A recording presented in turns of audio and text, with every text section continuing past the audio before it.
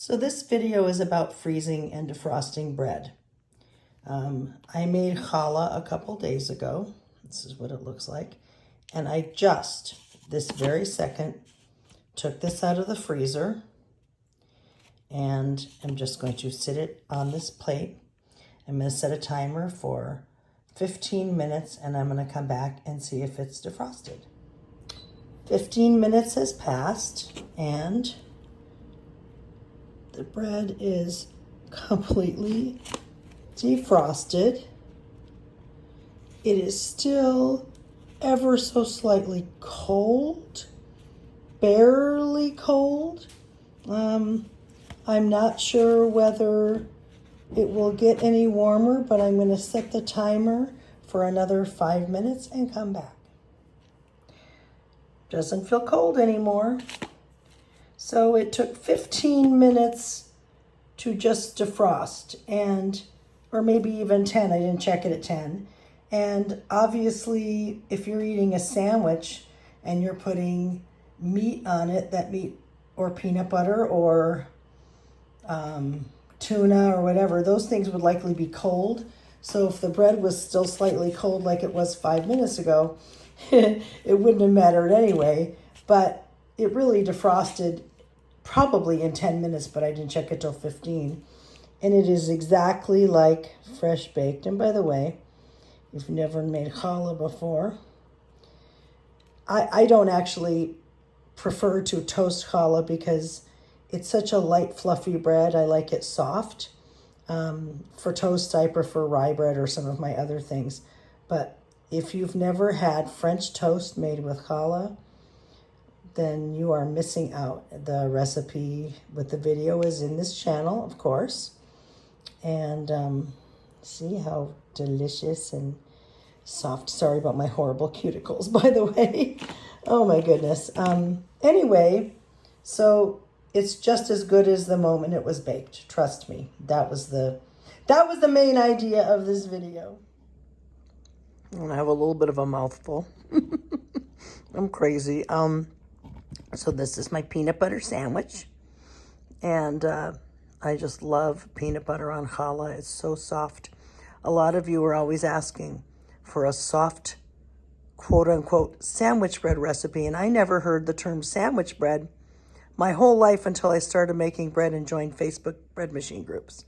That was never in the vocabulary where I grew up. We just called it either rye bread or challah or white bread or wheat bread or whatever. We never called anything sandwich bread. I love challah with peanut butter. I love it with turkey. I love it with butter. It's just one of my absolute favorites. So if you are looking for something you can use as a soft sandwich bread, as you guys like to say, challah is an excellent alternative to white bread. It's just softer. It's eggy, not overly eggy, but it has eggs in it. And it's just absolutely wonderful. And I know those of you who've watched a lot of my videos before are thinking, how can she eat peanut butter? Here's your science lesson for the day. Peanuts and tree nuts are different. Peanuts grow in the ground and are legumes. Tree nuts grow on trees. I am not allergic to peanuts. I'm only allergic to tree nuts. Tree nuts are almonds, walnuts, cashews, pecans, macadamia, etc. Cashews, pistachios, all of those I'm allergic to. I'm also allergic to coconut, and it's classified in some countries as a tree nut. Peanut butter is not a tree nut. Peanut is not a tree nut. It grows on the ground. I've eaten it all my life. I eat it almost every day. I'm not allergic to it, so don't worry. I'm not eating something I'm allergic to. Defrosting bread part 2. So this is rye bread. Rye bread is a much denser bread than challah. You can see what that looks like. I'm again going to set a timer for 15 minutes and then video and show you if it's defrosted, if it still feels cold, or anything else. And it's 15 minutes later. And it's completely defrosted. Completely like just came out of the oven, other than it's not, hot from the oven, but it's completely defrosted, and I will either, well, I'm going to decide right now whether I'm going to put peanut butter on it, because I know peanut butter and rye probably sounds funny to you, but I think it's delicious. I love it. Or I'll toast it and I'll do the peanut butter. It's like if I toast it and put butter, I'm not getting in as much protein, so have to be conscious of that. Anyway, 15 minutes. The other thing I do is, if it's completely frozen, I have this Breville countertop oven, but you could just use a regular toaster.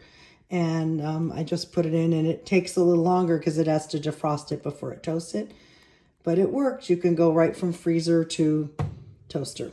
So don't be afraid to freeze your bread. Freeze it on the absolute day you bake it. I cool it for 3 hours, 2 to 3 hours. I slice it. I let it cool just a little longer, and just in case it's still slightly warm.